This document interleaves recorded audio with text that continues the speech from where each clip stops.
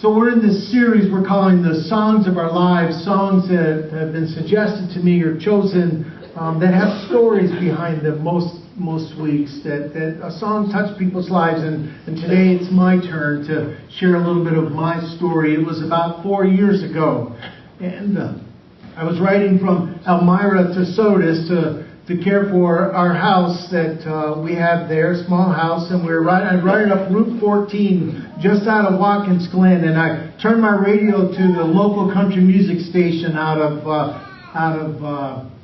Dundee, New York, because my daughter Elizabeth was serving as an intern for that summer on that radio station. And she was responsible for programming the commercials and kind of doing a lot of that programming and creating. So I tuned in to listen to her commercials and to hear how she was doing when the song you're about to hear came on from Miranda Lambert, The House That Built Me. Because it sings about the power of going home, of how often we can lose ourselves in this world in which we live, in her own words. Immediately as I heard the song, I find myself called back to some experiences I'd had just a few years before that day, when I felt lost, when I had left the ministry, and my life was filled with a great deal of uncertainty. I had no job at that time, and all I had was confusion inside. I knew at times I'm not even sure who I was at that point. And as I listened to the song, I could relate to the feeling she sings about it, that sense of lostness, of feeling like I wish I could find myself home, of not sure of who I was. And as I heard the song, immediately I remember this wave of gratitude began to flow over my life and my heart. I was grateful to God at that point in life. I had returned to ministry, but because I remember what it's like to feel like I had let God go. Backburnered God, and other things seemed most important, but I realized that God had not let me go, even though I had let go of God. That somehow God had used the choices I had made and had steered and guided my journey back to a fuller and richer place. I fully felt lost, but I knew God had not lost me. And that gratefulness grew in me, and I discovered again out of that experience that I could go home again. I could go home again. But my gratitude was not just for what God's grace was begun and had done in my life and had reclaimed me. It was about the church too, because in those most difficult years, I went to a church community that ultimately opened their arms to me completely, even in the midst of my uncertainty, even in the midst of my confusion, and in the midst of my doubt. They opened their arms to me. They opened their hearts to me. They let me be. They loved me unconditionally. They let me serve among them. And that helped me heal powerfully, transformationally. So my gratitude was not just to God for God's amazing love that so often makes me feel, like I'm home, but for God's people, for the church. It's not a place. We're people. God's people had helped me find myself, had helped me find home. It still speaks to me even now. It still sings in my soul that Miranda Lambert song, The House That Built Me. I know that place. I remember, you leave home and you move on and you do the best you can. I got lost in this old world and forgot who I am. Who of us does not know that feeling at times at one point in our journey of life in faith? That sense of lostness that seems like, we're doing the best we can, and before we know it, we're losing our sense of groundedness. We're overscheduled and overcommitted, and we fill out our lives with things to do and events that we need to take the children to, activities to fill every waking moment, caught up in conflicts at church, and caught up in conflicts at work or home, and all of a sudden, life just feels like a chore than grace. And you lose sight of the most important things. We don't mean for it to happen, do we? We're just seeking the best ring, trying to do the best for our families or for ourselves, and yet we feel like lost sheep, that keep nibbling the green grass, head down, trying to eat the good grass without realizing that with every waking moment we are wandering farther and farther away from the flock, from home, from grace, and sometimes even from God. You don't even recognize yourself sometimes. If I could just go home again, she sings, maybe I would start healing. If I could touch this place or feel it, the brokenness inside me might start healing. Out here it's like I'm supposed to be someone else. I thought maybe coming home I would find myself. Do you know that place? Have you ever felt that place in your life? I could just remember who I am. I think that's why some people we don't even know come through the doors of this church. Because that's how they feel some mornings, some weekends, some weeks, some days. They're just looking for that sense of home in the highest and best sense of the word. They're looking ultimately for that place with God. Ever been there? Maybe you're there right now. If you've ever been there, and if you are feeling that right now, that tug, I say to you right now in the name of God, who loves you more than you could ever imagine, who loves you more so that you may know the richness of peace that never lets go of you, I say to you, welcome home. Welcome home. In those set of passages that Kaylin read, Jesus is talking about the kingdom of heaven. That's Matthew's use of what Mark and Luke call the kingdom of God. And he's not talking about a place. He's not talking about a location or an actual kingdom like Game of Thrones or something. He's talking about an experience. He's talking about an awareness. And he says some powerful things about it. It's a place of acceptance. It's a place of healing. This experience, this centering hope, this sense of going home, this joy that he says it's so important to reclaim that and be reclaimed by that it's really worth giving up all you have to hold on to it and never let go of it. It's worth the sacrifice. It's worth the cost. It's worth the commitment. Because with it, you will never feel lost again. Never lose that sense of who you are or whose you are. And in a broader sense, in all of the Gospels, when Jesus talks about the kingdom of God or the kingdom of heaven, he's also writing in the church in that description.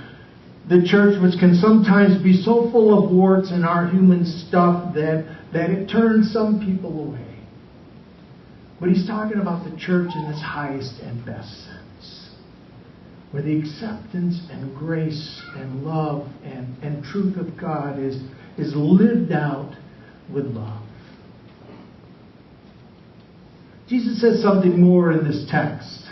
He talks about disciples or learners. He said, everyone who is a learner, everyone who yearns to understand and experience the kingdom of God is like the master of a household who brings things out of his house. And he said he brings out treasure, something new, and he brings out treasure, something old. Now that's kind of a weird combination, isn't it? Bring out something new and bring out something old. Usually we want the new, don't we? Bring out the new, bring out something different, bring out something transformational. Don't let me have a lot of this old life. But Jesus says he brings out something new and he brings out something old. The Greek word used in this text is not kairos, the Greek word for time. Kairos is the immediacy time. It's God time. It's new creation time. The writer of Matthew uses the word kainos, which is time is something new, and yet it's time that brings with it something old at the same time. It's something new, it's fresh, and yet it feels familiar.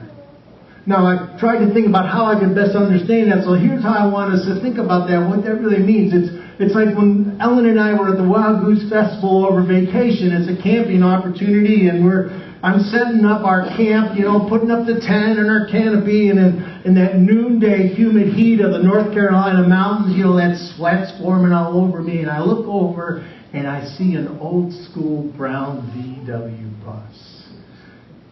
Just like that. Be still, my heart. Man, I'm like, number one, wow, they still work. And someone has one of those. Something about the newness of that appearance to me was awesome. And because what it did, it took me back to a time in my own life when I had something like that. I'm graduating from seminary, and there I have my very first purchase, a beat-up old VW bus. A little different than that one. Now, the thing about it is I wasn't longing to have that VW bus, because my experience of a VW bus is I lived in Georgia when I graduated from seminary, and in those days, Georgia did not require inspection of your vehicle.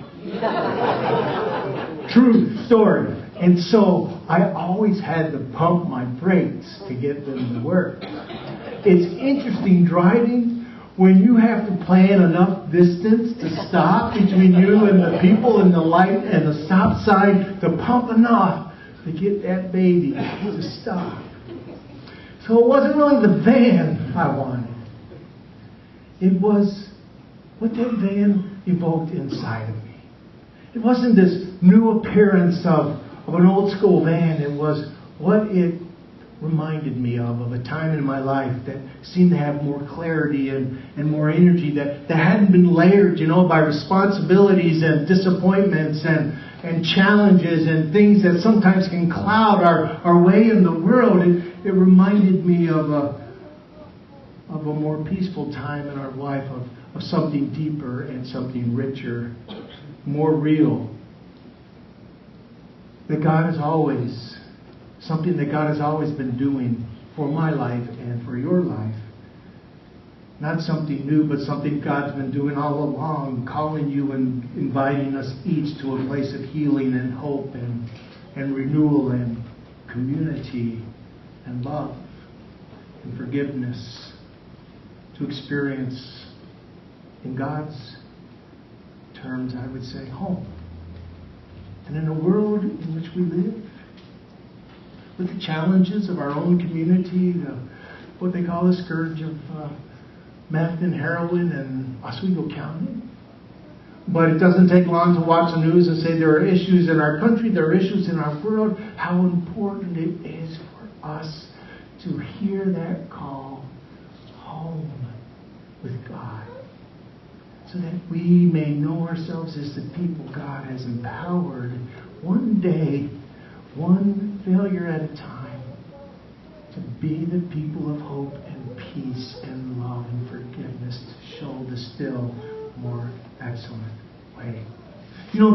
That old and new is kind of like, that feeling you have when you walk into some place you've never been before, but all of a sudden it feels like home. You ever had that feeling? Felt so comfortable that this feels like home. And I've heard people who have become a part of our congregation who tell me there was something about this place that made them feel home. Something new. And yet, in the grace of God, evoked from them a place of peace and richness that God calls each of us. It's God. And it's the church at its best. Where we're invitational and not prescriptive, where we are relational more than we are rule-bound, where we are a place where we honor, instead of saying this is what your job, your pilgrimage should look like, where we say we honor that we're all on this journey together, and together we'll be more about what God has called us to be than we could ever do by ourselves.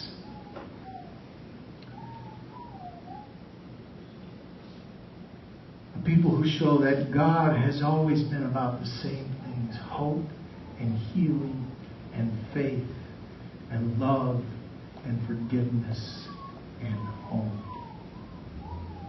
I wonder, in a world in which increasingly more of our gay and lesbian brothers and sisters are coming out, whether this can be a place where they would experience home. And I wonder about this week in VBS. My experience in the last 2 years is we have people here that are from our church. We have children here that are coming from other churches. But I know, because I've seen them, we have children that are coming here that have never been to a church. And maybe their home experience is not one that evokes positive memories. And maybe they, like some of us when we have felt lost, are wondering if they can find home again.